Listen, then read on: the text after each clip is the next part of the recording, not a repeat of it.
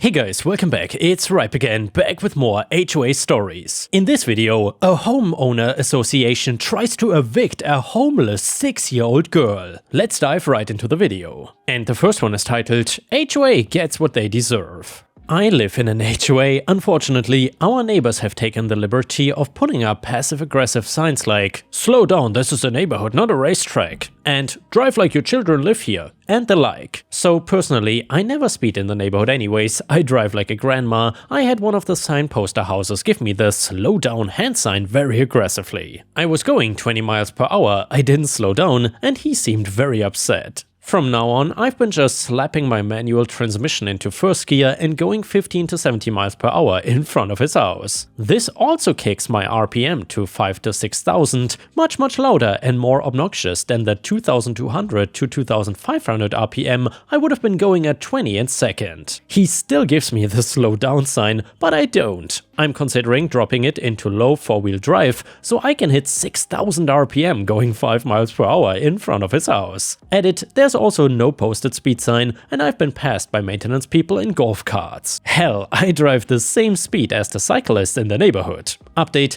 the HOA put up a 25 miles per hour sign. All the passive-aggressive signs the neighbor put up are now down. I now drive 20 to 25 and laugh at our neighborhood traffic guard's dirty looks as I pass his house. None of this was set into motion by me, so apparently many made it an issue. And the next one is another HOA story that is titled, HOA Claims My Fence is Too Short. So this story was relayed to me by one of my favorite professors over 5 years ago, so my apologies if the details are foggy or inaccurate. My professor was a very private person, the sort of guy who would hesitate to tell you his favorite color if you hadn't known him long enough. He had recently had an incredibly nosy couple move in next door and realized the flimsy 4-foot fence he had gotten for the dog would not keep out peeping eyes. So then he installed a fence. But instead of using a standard size, which he knew his neighbors would peer over, he built an 8-foot fence. It was not even a week before the HOA was on his ass, threatening every fine they could and claiming he couldn't have a fence over 6 feet tall, so being a dutiful citizen, he called the fence company to uninstall said fence. While the fence was being taken down, he closely examined the HOA handbook on the precise definition of a fence. He installed a new 6-foot fence that fit every single regulation, but with a 3-foot brick wall beneath it. Edit, a lot of people are pointing out that they've seen a story like this here or on Tumblr. I acknowledge karma farming is a major thing, but I'm relaying the story as I heard it. I've plenty more from him, granted they don't fit in this subreddit though. Basically, he used them to illustrate points mostly, like the one about the horrendous public transport of Galveston, where he literally ran through people's yards. I don't know if his stories were true, honestly I bet many of them weren't, but he was a real man. I would share his name if I felt it was okay. He served Cuban coffee during office hours,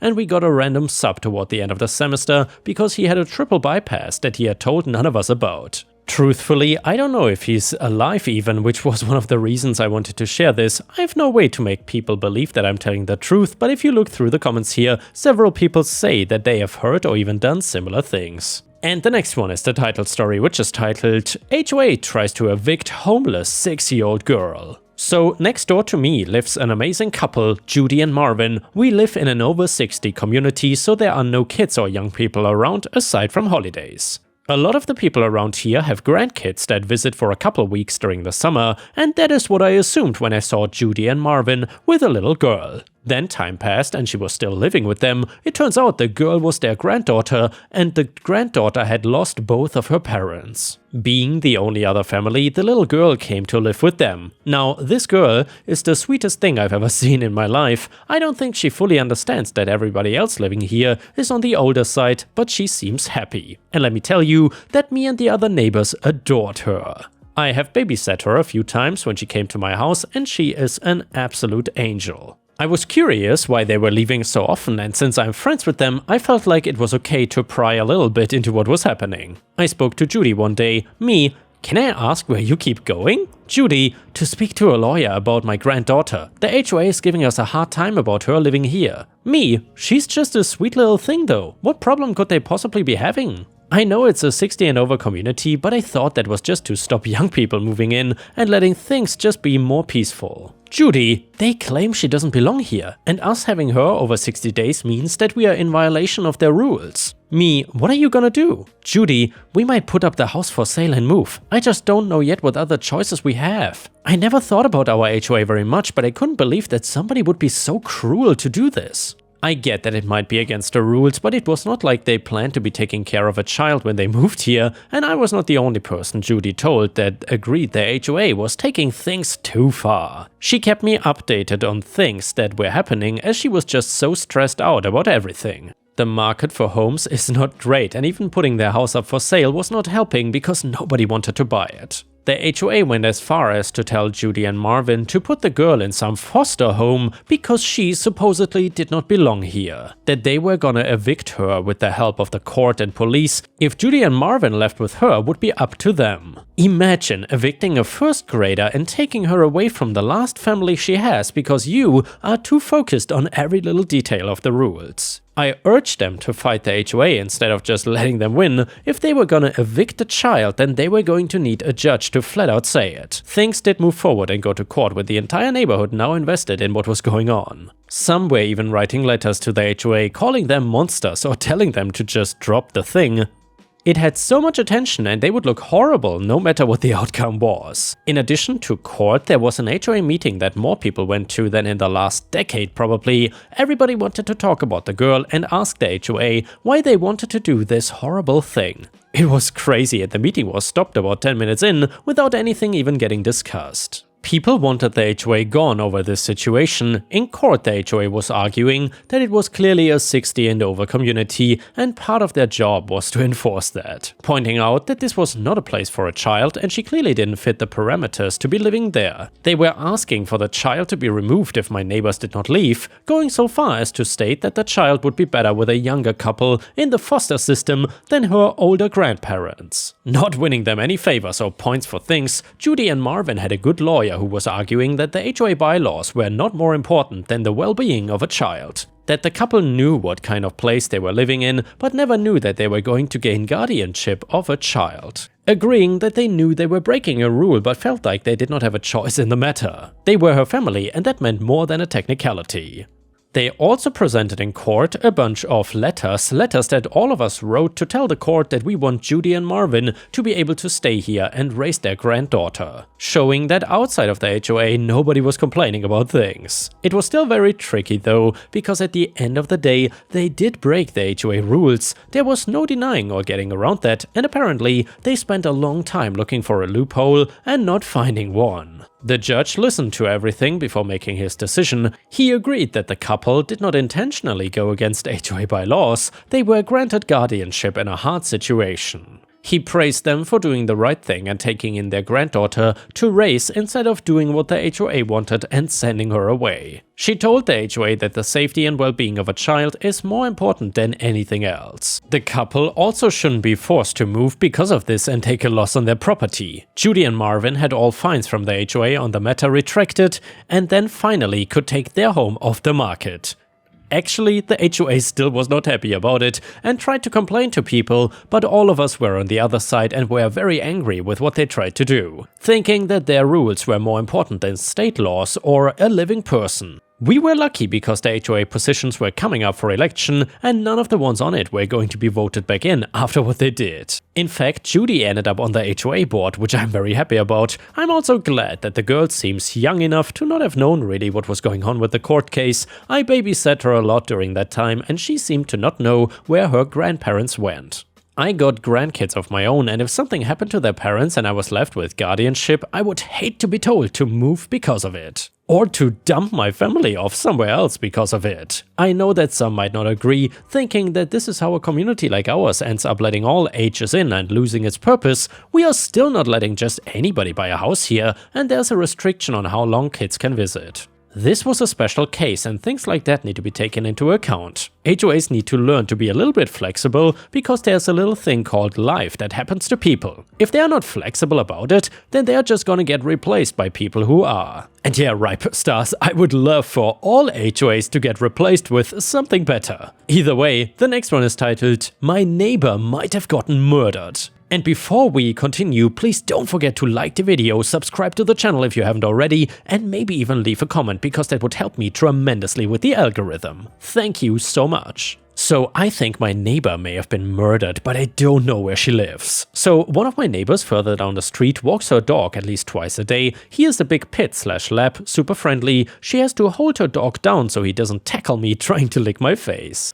I wave at them every time I see them. I've been staying at a friend's house since Friday, just hanging out, and apparently for the past few days, my mom said the dog has come by the porch looking for me without his owner. I'm immediately on alert because of how much she walks this dog. I don't know how she wouldn't know where he is. I came home today and walked the neighborhood and I found him, but he seems completely different. He is limping on one leg, wouldn't even come near me even though I have treats, and is so scared. I've never seen him like this. I cannot get close enough to check his tags and try to find a number or address. I don't even remember his name or his owners. I asked a few neighbors that were outside and no one else knows where she lives either, because the only time people see her is when she is walking by their house. The way everything is playing out with no sign of her and a complete 180 in her dog's behavior, my brain is jumping to the worst conclusion that someone maybe broke into her house and murdered her. Tomorrow I'm walking the neighborhood again, trying to get close with the dog, and I'll probably go door knocking in the area of the street I know she lives on to see if I can pinpoint a house to do a welfare check. The police said they cannot do anything without an address. Day number 1 update, the police have said they cannot do anything without an address and they don't trust the local animal services to do anything more besides give the number associated with the tag or chip a call. I'm not even sure if animal control would be allowed to disclose that information, and additionally our local pound is infamous for having a high kill rate and spreading parvo. They do have an option where they can scan a chip to see if he has an owner, and then I can keep him for 2 weeks while his info stays on their found listings, and after 2 weeks if no one claims him, technically I can call him mine. If the owner is okay, obviously I wouldn't keep him, but that's the only option I can think to do. If I can manage to catch him and keep him at my house, I may have an easier time of figuring out where he lives. Also, thank you to everyone who is recommending to tell him to go home. That is ingenious, and I will tell him that next time I see him. Update number 2, walked through the neighborhood with a leash and a bowl of tuna to see if I could lure him out with the smell, but no luck. Some neighbor kids and adults have reported seeing him through the neighborhood at the local park and at the local elementary school. We'll try again tomorrow. Day number 3 update, nothing, no sign of the dog, I don't know where it's gone, no sign of the neighbor either. Doing a patrol down the street though, there's a nicer house with mail piling up in the mailbox but no car in the driveway. Neighbor kids haven't seen him in a few days either. I will call the pound and see if they have anything.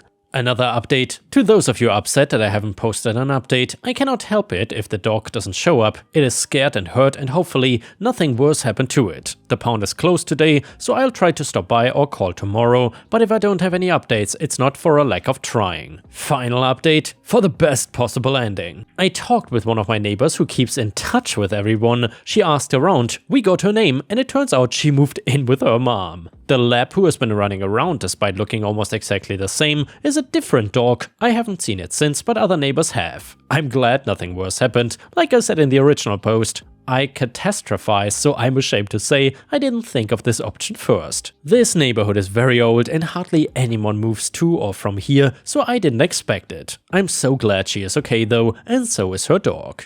And now let's move on to the next story. It starts like this. So I own a grocery store in my town, and unlike the majority of places nowadays, it's not some giant corporate owned entity. And well, it's not a tiny mom and pop store either that just has a few old shelves with things on it. I mean, that was how I had to start out, but by now I had a bigger building that looked just as good as any big named store. The biggest difference is that for them, theft is not that big of a deal as it is for me. When I lose money, it affects me directly instead of being like a drop in the bucket. Still, theft is part of owning a store, and I don't really believe there's any way to avoid it. No matter the cameras I install or attentive workers I hire, people are gonna sneak things into pockets and walk out without paying for them. Most of the time, it is just small things like a candy bar or a small bag of chips. Nothing that is gonna cause major damage to me. However, there's a woman named Karen who I knew from just living in the area. She had 5 kids, and if the rumors were right, none of them had the same father.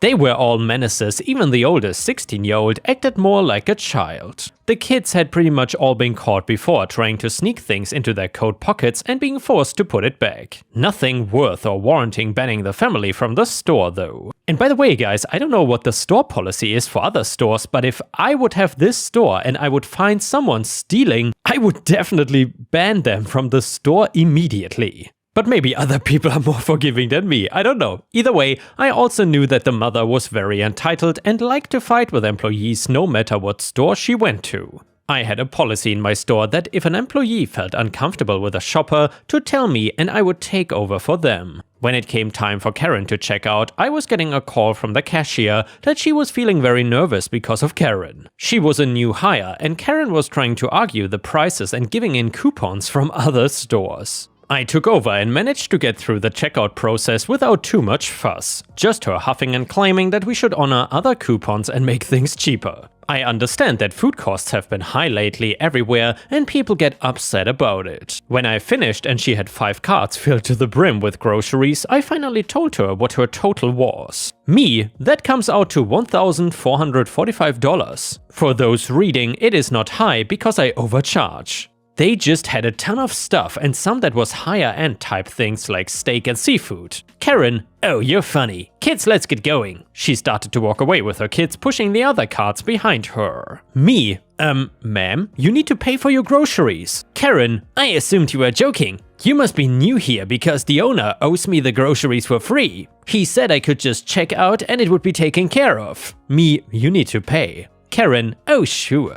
I need to pay because if I don't, they will send me to prison over bread and milk, huh? She was laughing like the entire thing was a giant joke, and her kids were joining in. She didn't care that she was stealing or that it could hurt me in the long run. It was also clear that she didn't know that I was the owner of the store. I put my hand on her shoulder to try and reason with her that she had to either pay for the food or leave it behind. That was when she started yelling, Karen, assault! This employee is trying to assault me! Help, help! People started looking to see what was going on, and that was when one of her younger kids kicked me right where the sun does not shine. I went down like a bag of bricks while they ran out with the carts and got away. I had never actually been kicked there before, and it took ages for me to get off the floor and speak to the police that another employee had called. I explained to them that Karen stole all of those groceries and then had her kid attack me so they could get away. I knew who she was and the police were gonna track her down to get her side of the story. I was able to show the transaction that was never completed and camera footage showing me getting kicked in the crown jewels. I found out that the police knew this family too,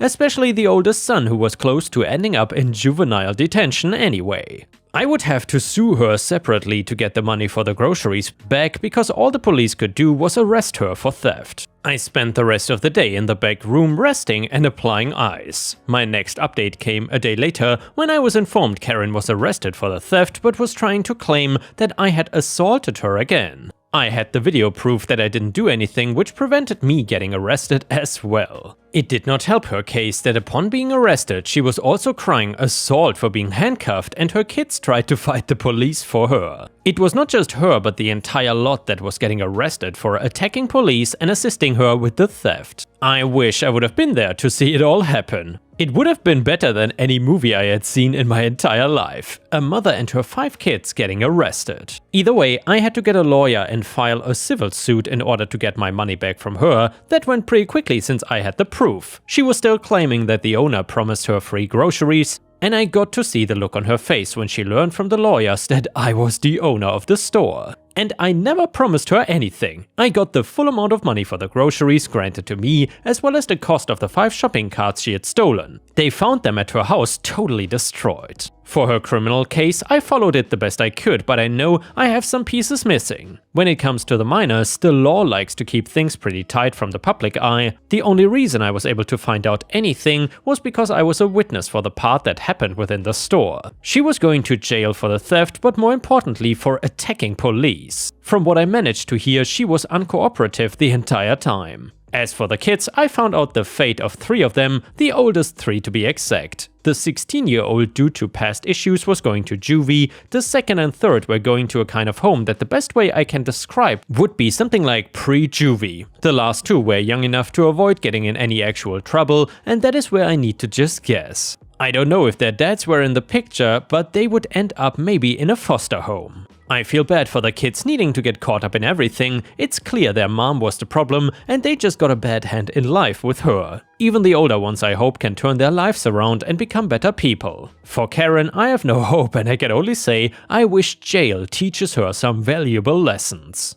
And yeah guys, if you cannot get enough of my content, please don't forget to check out my podcast by searching for Ripe Stories on all major podcast platforms such as Spotify, Apple or Google Podcasts. Furthermore, you can find bonus content by going to patreon.com/ripeyoutube or by clicking the join button here on YouTube. For a small monthly fee, you will get access to dozens and dozens of exclusive videos you won't find anywhere else. Thank you so much for watching, and I hope to see you again tomorrow.